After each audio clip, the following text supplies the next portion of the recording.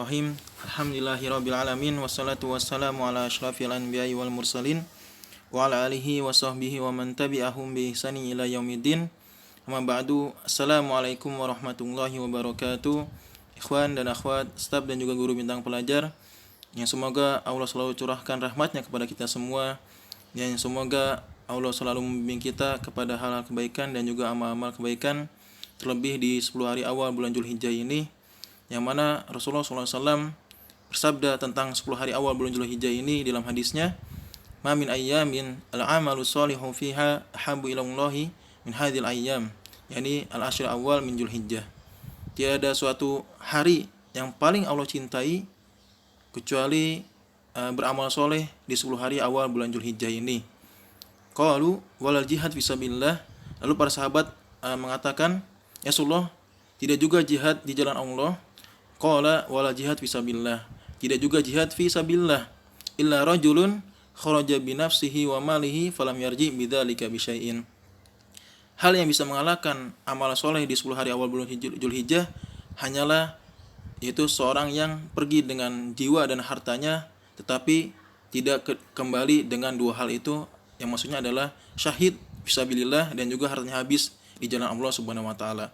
Maka ikhwan dan akhwat, bersemangatlah kita dalam beramal soleh di 10 hari awal bulan Dzulhijjah ini dengan memperbanyak puasa di 9 hari ya, dan juga memperbanyak membaca Al-Qur'an ya, dan sholat sunnah di 10 hari awal bulan Dzulhijjah ini, dan juga berzikir dengan takbir, tahmid, tahlil dan zikir-zikir yang lainnya. Dan yang paling penting adalah kita berpuasa Arafah di tanggal 9-nya, yang mana bisa menghapuskan dosa sebelumnya dan juga dosa setahun sebelumnya dan juga dosa setahun yang akan datang. Dan bagi yang mempunyai keluasan rezeki bisa menyembelih kurban di tanggal 10 di bulan Dzulhijjah ini. Mudah-mudahan Allah memberikan taufik dan hidayahnya kepada kita semua untuk beramal soleh dan melakukan kebaikan di 10 hari awal bulan Dzulhijjah ini. Ikhwan dan akhwat, kembali kita ke kajian Islam kita, yang mana pembahasan kita masih pembahasan tauhid, yang babnya adalah tentang mentaati ulama dan umara dalam pengharaman yang halal dan penghalalan yang haram. Yang mana konten bahasanya adalah makna ulil amri itu. Yang kedua, kandungan bab ini dengan tauhid. Yang ketiga, nas pertama, yang mana itu adalah perkataan Ibnu Abbas. Yang keempat adalah nas kedua, perkataan Ahmad bin Ambal. Yang kelima, nas ketiga, yaitu hadis Rasulullah SAW dan juga Adi bin Hatim. Yang keenam adalah kandungan dari bab 38 ini. Oke, pembahasan yang pertama adalah siapakah ulil amri. Sebelum kita membahas siapa ulil amri itu, ada sebuah ayat Allah mengatakan, Bismillahirrahmanirrahim. Ya ayyuhalladzina amanu atiiullaha wa atiiur rasulah wa ulil amri minkum. Allah mengatakan, hai orang-orang yang beriman, taatilah Allah dan juga taatilah Rasulnya dan ulil amri di antara kamu. Perhatikanlah ikhwan dan akhwat, di sini Allah mengatakan taatilah Allah dan taatilah Rasulnya dan ulil amri di antara kamu. Allah tidak mengulang kata taati di ulil amri karena di situ ada maksud di situ. Maksudnya adalah bahwa taatnya ulil amri itu adalah sifatnya adalah pengikut. Artinya di bawah taatnya Allah dan juga di bawah taatnya Rasul Shallallahu Alaihi Wasallam. Ya, jadi taatnya kepada ulil amri itu adalah selama perintah ulil amri itu adalah sesuai dengan apa yang Allah katakan dan juga Rasul katakan, maka kita wajib untuk mentaatinya. Tetapi jika dia menyelisihi di bawah koridor-koridor syariat Islam, maka kita tidak boleh untuk mentaati perintah dari ulil amri tersebut. Inilah maksud dari kata tidak ada pengulangan di kata taatilah di ulil amri, karena sifatnya adalah pengikut di bawah taatnya Allah dan juga Rasulnya. Lalu siapakah ulil amri itu? Ulil amri adalah mereka adalah umara atau penguasa dan juga ulama. Imam Ibnu Katsir rahimahullah mengatakan, yang zahir wallahu alam, ayat ini umum mencakup semua ulil amri dari umara atau penguasa dan juga ulama. Ya. Jadi yang dimaksud ulil amri adalah dua golongan, yaitu penguasa dan juga ulama. Ya. Jadi pada saat ulama mengatakan suatu hal, kita pun juga wajib untuk mentaati seperti kita mentaati para penguasa. Nah, kenapa penguasa dan juga ulama itu disebut sebagai ulul amri atau yang memegang urusan? Karena ulama itu adalah seseorang yang mengetahui urusan syariat, ya, yang itu disandarkan hal-hal tentang masalah apa yang Allah syariatkan dan juga Rasulullah katakan dalam hadisnya. Sedangkan penguasa itu adalah uh, seseorang yang memerintahkan syariat itu yang dalam bentuk peraturan dan juga hukum-hukumnya. Maka selama penguasa dan ulama itu baik, maka baiklah urusan di dalam suatu negeri. Nah, dan jika penguasa dan ulama itu rusak, maka rusak pula urusan di dalam suatu negeri itu. Lalu apa hubungan antara bab ini yaitu dengan tauhid? Hubungannya adalah antara bab ini dengan tauhid adalah karena ketaatan merupakan suatu jenis ibadah. Dengan begitu bab ini menjadi pengingat akan wajibnya menghususkan Allah dalam ketaatan. Ya, maksudnya adalah bahwa tauhid itu salah satu macamnya adalah ketaatan. Nah, karena ketaatan adalah suatu ibadah, maka kita tidak boleh memalingkan ketaatan itu kecuali kepada Allah Subhanahu wa taala saja. Adapun ketaatan-ketaatan yang lain, misalkan ketaatan kepada orang tua dan juga ketaatan kepada ulul amri, itu sifatnya adalah pengikut karena Allah memerintahkannya. Misalkan taat kepada orang tua karena Allah memerintahkan dalam masalah birrul walidain, dan taat kepada ulul amri dan Allah juga memerintahkannya dalam ayatnya yang tadi wa ulil amri minkum, dan taatlah kepada ulul amri. Nah, maka seorang perlu taat kepada orang yang memang harus ditaati berdasarkan arahan syariat selama ketaatan itu tidak dalam hal yang menyelisih syariat. Ya, maka jika misalkan yang tadi yang kita taati adalah orang tua itu menyelisih apa yang Allah syariatkan, maka kita tidak boleh mentaatinya. Ya, Allah mengatakan wa in jahadaka ala an tusyrika bi ma laysa laka bi ilmun fala tuti'huma. Ya, jika orang tua kalian menyuruh kalian untuk mensekutukanku, maka janganlah diikuti, kata Allah Subhanahu wa taala. Dan juga begitu pula juga dalam masalah taat kepada ulil amri. Ya, Allah mengatakan fa in tanaza'tum fi syai'in farudduhu ila Allahi wa rasul. Ya, jika kalian berselisih dengan ulil amri, maka kembalikanlah urusan itu kepada Allah dan juga Rasulnya. Ya, ini adalah maksudnya yang dimaksud dengan taat kepada selain Allah itu tidak mutlak, tapi ada syarat dan juga ketentuannya, yaitu selama dia di bawah koridor syariat Islam, maka kita bisa masih tetap mentaatinya. Tapi jika sudah menyelisihinya, maka kita tidak boleh untuk mentaatinya. Nah, disinilah pembahasan kita, yaitu tentang tidak bolehnya kita taat kepada ulil amri, yaitu baik itu penguasa dan juga ulama, jika perintahnya adalah menyelisihi apa yang Allah dan juga Rasulullah katakan, yaitu dalam masalah jika ulama itu menghalalkan apa yang Allah haramkan atau yang mengharamkan apa yang Allah halalkan, maka kita tidak boleh mentaatinya. Ya, dalil-dalilnya ada banyak, insya Allah yang akan kita bahas. Ini adalah ada beberapa dalil. Yang pertama adalah dalil dari Ibnu Abbas radhiyallahu anhu mengatakan, yushiku an tanzila alaikum hijaratun minas sama, aqulu qala Rasulullah sallallahu alaihi wasallam wa taquluna qala Abu Bakrin wa Umar. Ya, aku khawatir kalian ditimpa hujan batu dari langit. Ya, ya, turunnya batu dari langit berbentuk hujan itu beberapa terjadi di zaman dahulu. Ya, misalkan adalah terjadi pada saat Rasulullah SAW sebelum dilahirkan, yaitu kepada Ashabul Fil. Ya, pada saat Ashabul Fil itu ingin menghancurkan Ka'bah, maka Allah mengirimkan burung yang mana dia mengirimkan batu kepada Ashabul Fil ini, ya kan. Dan juga Allah pun juga mengirimkan juga hujan batu kepada kaumnya Nabi Lut, ya, kaumnya Nabi Lut. Ya, Allah mengatakan inna arsalna alaihim hasiban illa ala Lut najjaynahum bisahar. Ya, kami mengirimkan kepada mereka itu adalah batu-batu kepada kaumnya Nabi Lut, ya, dan kami mengirimkannya pada saat waktu sahur, ya. Jadi pengiriman batu dari langit berbentuk hujan, ya, hujan batu itu telah terjadi di zaman-zaman tertentu pada saat mereka membangkang pada Allah Subhanahu wa taala. Nah, Ibnu Abbas khawatir ditimpa hujan batu dari langit terhadap kaumnya, yaitu pada saat zamannya para sahabat. Kenapa? Karena aku mengatakan Rasulullah SAW bersabda, tetapi kalian malah mengatakan Abu Bakar dan Umar berkata. Nah, ini adalah sebabnya, yaitu Ibnu Abbas khawatir, kenapa kalian malah mendahulukan perkataan Abu Bakar dan juga Umar dibandingkan perkataan Rasulullah SAW. Padahal Abu Bakar dan Umar ini adalah dua orang yang paling mulia di umatnya Nabi Muhammad SAW.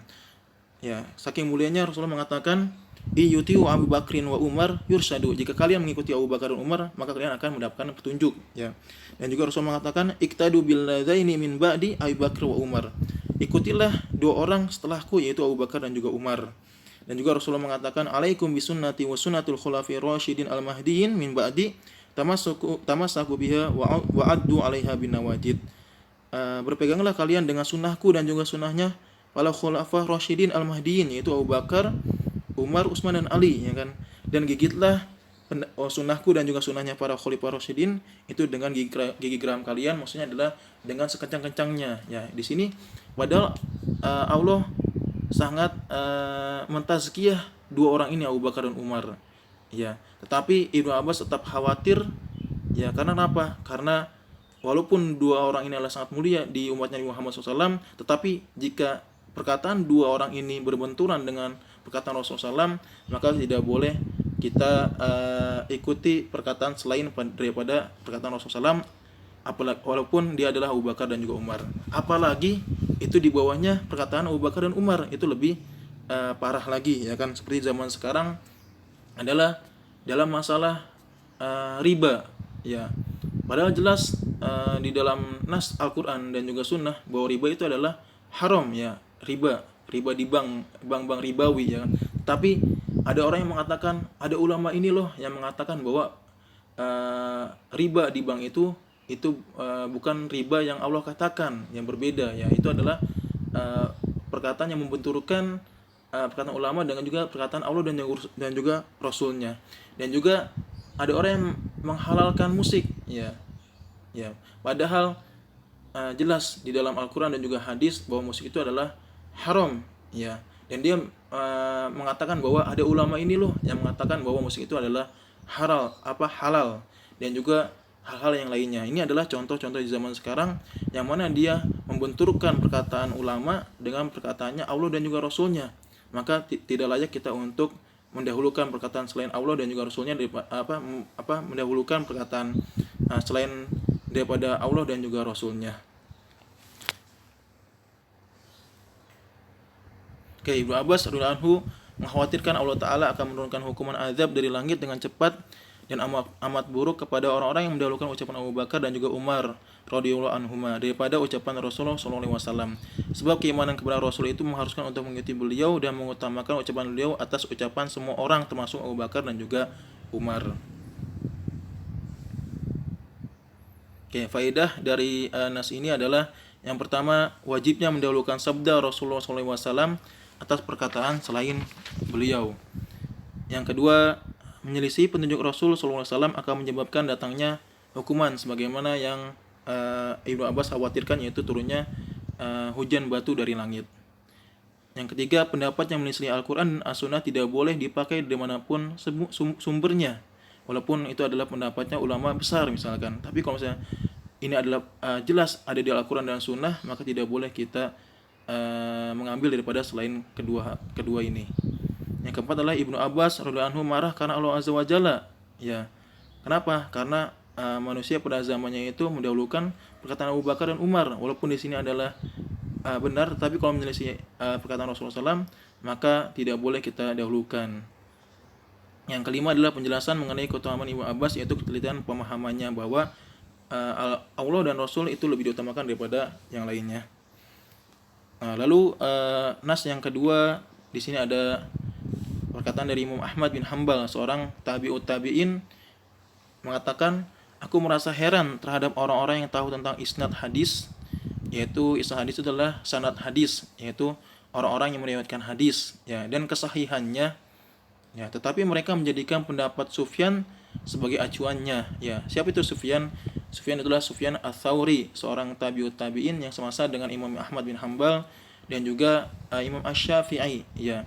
Dan dia seorang ulama besar, dia punya madhab, ya. Jadi madhab itu tidak hanya 4 saja, yang perlu antum ketahui bahwa madhab itu sebenarnya ada banyak. Ada madhabnya Abu Hanifah, madhabnya Malikiyah, madhabnya Syafi'iyah, madhabnya Imam Ahmad bin Hambal, dan juga di sini ada madhabnya Imam Sufyan Ats-Tsauri, dan juga ada madhabnya Hasan Al-Basri, dan juga ada madhabnya Sufyan bin Uyainah dan sebagainya. Tetapi semuanya punah, yang tersisa hanya adalah 4 madhab ini.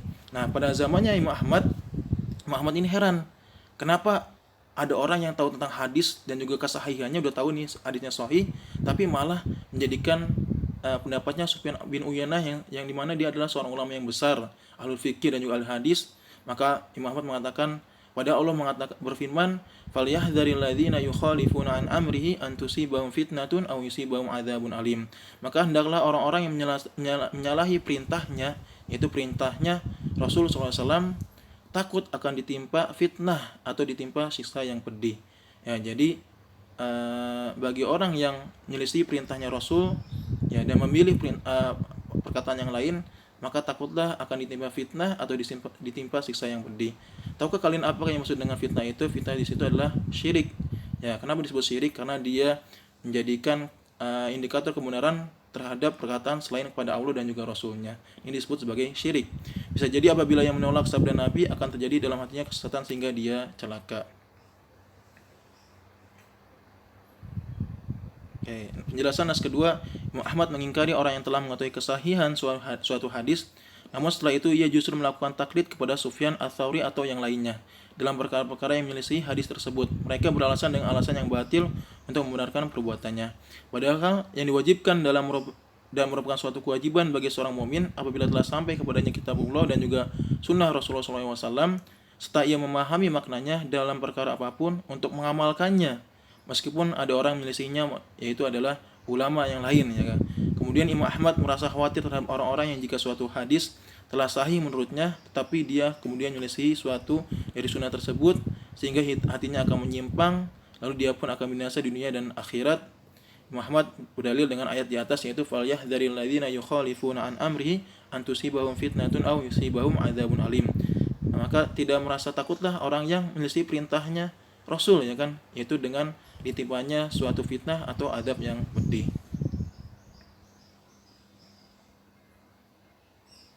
Oke, penjelasan nas kedua, dan juga ada ayat yang lain semisal dalam Al-Qur'an, yaitu Allah mengatakan falamma zagu azagahumullahu qulubahum. Ketika mereka memilih kesesatan, yaitu memilih perkataan selain Allah dan juga Rasulnya, maka Allah akan sesatkan hati-hati mereka. Jadi apabila sudah ada dalil yang sahih dari Al-Qur'an dan Sunnah, maka wajib bagi kita untuk mengikuti dalil. Ya, para imam mujtahidin seperti Imam Malik, Imam Abu Hanifah, Imam Syafi'i dan juga Imam Ahmad bin Hambal, mereka semua sepakat, ya, jika ada dalil dari Al-Quran dan Sunnah dan menyelisih perkataan mereka, maka buanglah pendapat mereka, wajib untuk mengikuti dalil. Contohnya adalah perkataannya Imam Syafi'i mengatakan, jika perkataanku bertentangan dengan hadis yang sahih, kata Imam Syafi'i, maka lemparkanlah perkataanku di dinding, ya.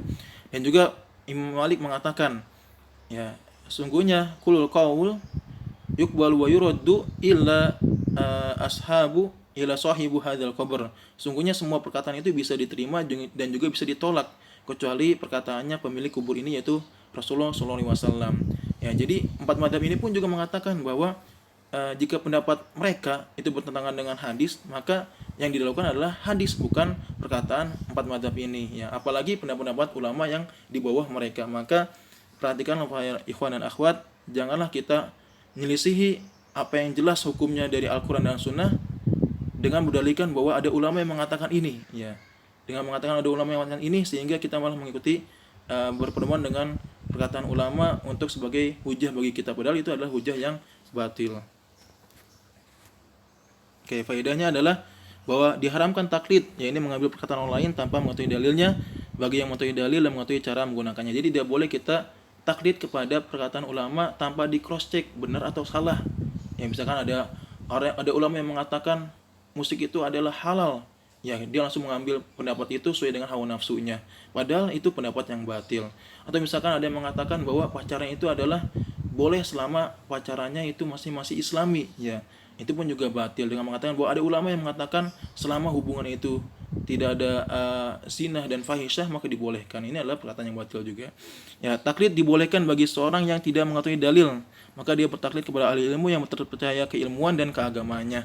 Nah, sebenarnya taklid itu dibolehkan ya. Ya, dibolehkan bagi orang yang tidak, orang awam seperti orang-orang yang tidak tahu tidak tahu tentang bagaimana mengeluarkan hukum dari Al-Qur'an dan Sunnah, itu dibolehkan taklid ya. Syaratnya adalah dia bertaklid kepada ulama yang terpercaya, yang kredibilitas keilmuannya, yang amanah, bukan sembarang menyomot pendapat ini ke ulama ini, pendapat ini ke ulama ini dan juga sebagainya. Maka wajib untuk mengambil pendapat dari seorang ulama yang amanah. Ya, pendapat Ahmad adalah haram meninggalkan sunnah Rasulullah SAW karena mengikuti perkataan selain beliau. Jadi nggak boleh kita meninggalkan sunnah Rasulullah dan mengambil perkataan selain Rasulullah SAW. Yang keempat adalah asal dari perintah Allah adalah hukumnya wajib selama tidak ada dalil yang memalingkannya. Yang kelima adalah berpaling dari syariat Allah Subhanahu wa taala merupakan sebuah kebinasan di dunia dan juga akhirat ya. Berpaling dari syariat Allah, apakah itu perkataan Allah dan juga Rasulnya, itu bisa membuat kebinasan di dunia dan juga di akhirat. Oke, nas yang ketiga itu datang dari hadis ya dari Rasulullah SAW. Ya, di sini ada seorang sahabat namanya Adi bin Hatim. Ya, Adi bin Hatim, dia dulunya adalah seorang Nasrani, dari Nasrani ya, ahlul kitab ya. Lalu dia masuk Islam. Nah, pada saat masuk Islam dia mendengarkan Rasulullah SAW membaca ayat, yaitu ayatnya ini, ittakhadhu ahbarahum wa ruhbanahum arbaba min dunillah wal masih ibna maryam wa ma umiru illa liya'budu ilaha wahida la ilaha illa huwa subhanahu amma yusyrikun. Ya, ya pada saat Adi bin Hatim masuk Islam, dia mendengarkan Nabi Muhammad SAW membaca ayat, yaitu ayatnya adalah mereka menjadikan ya, siapa itu mereka, yaitu ahlul kitab ya, menjadikan ahbarahum, itu ahbar itu adalah ulama dari kalangan Yahudi, wa ruhbanahum, ruhban itu adalah ahli ibadah dari kalangan ahlu Nasrani, arbaba min dunillah, yaitu tuhan-tuhan selain Allah SWT.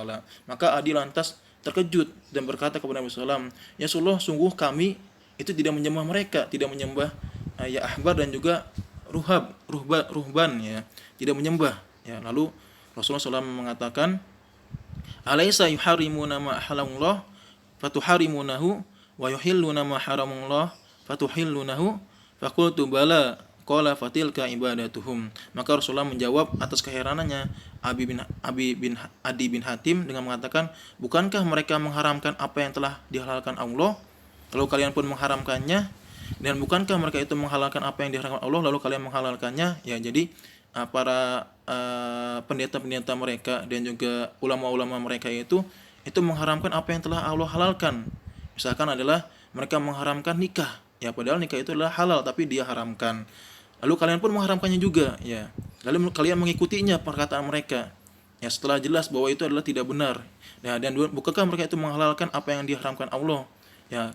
Mereka menghalalkan misalkan babi ya, khamr, yang mana itu adalah Allah haramkan di dalam kitabnya, lalu kalian menghalalkannya dan mengikuti perkataan beliau ya. Lalu Adi bin Hatim mengatakan, iya ya, kami mengikuti perkataan mereka karena mereka adalah sandaran kami dalam masalah agama ya. Maka beliau bersabda, itulah bentuk penyembahan ibadah kepada mereka ya. Jadi di sini adalah maksud dari Rasulullah SAW adalah bahwa mengikuti atau taat terhadap perkataan ulama-ulama mereka yang mana itu jelas menyimpang dari apa yang Allah katakan di dalam kitabnya, itu sebuah peribadahan ya. Itu adalah sebuah peribadahan. Karena kenapa? Karena yang berhak untuk membuat aturan itu hanya Allah SWT. Yang membolehkan adalah ini halal, ini haram, itu hanya Allah SWT ya. Tetapi kalian malah mengikuti perkataan ulama yang mana itu menyelisihi apa yang Allah syariatkan ya. Ini adalah bentuk ibadah kepada Allah ya. Jadi di sini ada sebuah rincian masalah ketaatan kepada ulama atau umara yang menyelisih hukum Allah dan juga konsekuensinya. Jadi kita tidak boleh, jadi bahasan kali ini adalah tidak bolehnya kita mengikuti perkataan penguasa atau ulama yang mana itu jelas-jelas itu menyelisih syariat Islam ya. Itu adalah bahasan kita kali ini. Nah, sekarang kita akan membahas apakah itu rata itu dosa bagi orang yang tahu bahwa ini adalah menyelisihi. Di sini ada beberapa klasifikasi. Ya, yang pertama adalah seseorang yang mana dia mengetahui penyelisihannya, ya, dia mengetahui bahwa ulama ini salah, ya, dalam menghukumi sesuatu. Ya, dia mengetahui bahwa ulama ini salah dalam menghukumi sesuatu, yaitu jelas ini salah. Misalkan contoh adalah ulama ini mengatakan bahwa riba itu halal, padahal dia tahu jelas bahwa riba itu adalah haram di Al-Qur'an dan juga hadis dan juga ijma kaum muslimin, ya. Lalu dia ridho terhadap pendapat si ulama ini, ya, dan mendahulukannya daripada hukum Allah dan ditambah benci terhadap hukum Allah ini. Ya, maka orang ini adalah kafir. Kenapa? Karena dia benci terhadap hukum Allah, yaitu benci bahwa riba itu adalah haram, ya. Lalu dia mengikuti bahwa pendapat ulama yang mengatakan bahwa riba itu adalah halal. Nah, ini maka orang ini adalah kafir, karena setiap orang yang benci terhadap hukum Allah, dia adalah kafir. Oke, yang kedua adalah seseorang yang mengetahui bahwa pendapat ulama ini atau umar ini adalah salah, menyelisih syariat Islam, ya, tetapi dia ridho terhadap hukum Allah, ya, dia ridho dan mengetahui bahwa hukum Allah itu lebih baik daripada hukum manusia, ya. Misalkan adalah tentang masalah hukum mencuri, ya, mencuri atau membunuh, ya kan, ya, dia tahu bahwa hukuman mencuri dan membunuh itu yang lebih benar adalah hukumnya Allah, yaitu ya dipotong atau dengan cara kisos, ya kan. Tapi dia mengikuti pendapatnya, hukumnya ulama atau umaroh yang menyelisih perintah Allah ini, ya. Tapi dia tahu bahwa hukum Allah itu lebih baik daripada hukumnya manusia, ya. Tapi karena hawa nafsunya, yaitu misalkan dia ingin jabatan, ya, dia mengikuti perkataan ulama atau penguasa karena dia ingin jabatan, maka akhirnya dia memilih hukum selain Allah, maka orang ini adalah fasik, ya. Jadi beda, ya, antara yang pertama itu dia tahu itu menyelesaikan syariat Islam, tapi dia disertai dengan benci, ya, benci terhadap hukum Allah, maka dia kafir. Yang kedua ini adalah dia tahu bahwa hukumnya dari ulama dan umar itu adalah salah, menyelesaikan syariat Islam, tapi dia ridho dan berkeyakinan bahwa hukum Allah itu lebih baik, tapi karena hawa nafsunya dia memilih hukum selain Allah, maka dia orang ini adalah fasik. Adapun klasifikasi yang ketiga adalah, kalau yang tadi yang satu yang kedua adalah mengetahui bahwa hukumnya menyelisih syariat Islam. Nah, kalau yang ini adalah dia tidak tahu, bodoh, ya, tidak mengerti. Maka ini terbagi menjadi dua.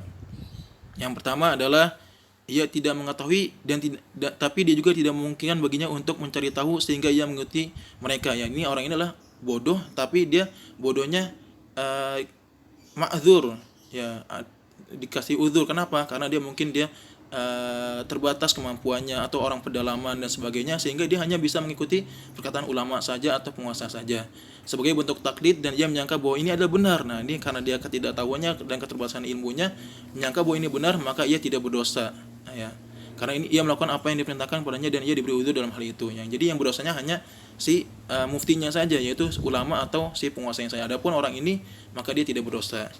Nah, yang kedua adalah memungkinkan baginya untuk mengetahui kebenaran, ya, dia sebenarnya bisa untuk belajar, tahu, ya kan, untuk bisa menghadiri kajian, menanyakan ustadz, menanyakan ulama dan sebagainya, tapi dia enggan, ya, dan masa bodoh, ya, dan meremehkan, maka dia dihukumi telah sembrono dan meremehkan sehingga ia berdosa. Kenapa? Karena Allah merintahkan untuk bertanya kepada ahlul ilmi ketika tidak mengetahuinya.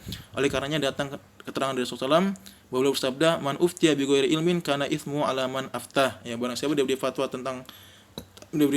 tanpa ilmu, maka dosanya ditanggung oleh orang yang memberi fatwa. Jadi orang yang bodoh tapi dia tidak masa bodoh, meremehkan, maka dia berdosa. Kenapa? Karena dia dituntut untuk belajar, bertanya kepada ulul ilmi, tapi dia malah tidak mau, sehingga dia cukup dengan perkataan yang salah dari ulama dan juga penguasa itu.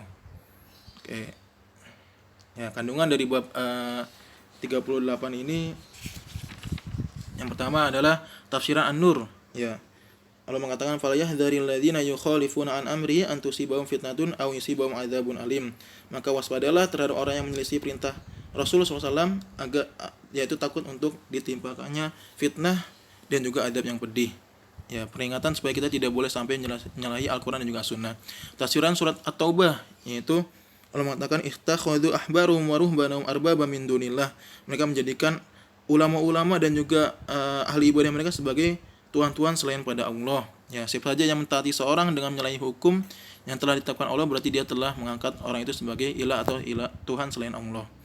Yang ketiga adalah contoh kasus dikemukakan oleh Ibnu Abbas, yaitu menyebutkan Abu Bakar dan Umar. Ya, di sini jika Abu Bakar dan Umar saja tidak boleh kita dahulukan di atas perkataan Rasulullah SAW, bagaimana dengan perkataan yang lainnya yang di bawah Abu Bakar dan Umar? Maka tidak boleh kita dahulukan perkataan selain daripada Rasul dan juga perkataan Allah Subhanahu wa taala. Begitu pula Imam Ahmad menyebutkan Sufyan Ats-Tsauri, ya. Sufyan Ats-Tsauri ini adalah seorang ulama besar, ya, tapi jika dia bertentangan dengan apa yang Allah dan juga Rasul katakan, maka tidak boleh kita dahulukan. Keempat, perbedaan pengertian Adi bin Hatim dan Rasulullah tentang ibadah, ya. Adi bin Hatim itu mengatakan bahwa berkeyakinan bahwa ibadah itu adalah ruku, sujud, doa dan sebagainya, tapi itu dijelaskan oleh Rasulullah bahwa termasuk ibadah adalah taat kepada ulama yang itu menyelisihi syariat Islam atau syariat Allah Subhanahu wa taala. Oke, yang kelima, penyembahan orang-orang soleh karena kesalahan dalam memahami batasan ibadah. Ya, yang keenam adalah lebih parah lagi saat orang-orang tidak soleh, bodoh yang tidak berilmu disembah walaupun itu bid'ah atau syirik. Maksudnya adalah orang bodoh di sini adalah penguasa, ya, dia tidak tahu tentang syariat Islam tapi dia mengatakan tanpa ilmu dan diikuti. Ya, ini adalah lebih parah lagi orang-orang yang tidak soleh atau bodoh yang tidak berilmu disembah walaupun itu bid'ah atau syirik. Ya. Kita cukupkan. Jazakallahu khairan katsiran wa barakallahu fikum. Subhanakallahumma wa bihamdik asyhadu an la ilaha illa anta astaghfiruka wa atubu ilaik. Assalamualaikum warahmatullahi wabarakatuh. Untuk post test Japri, ya.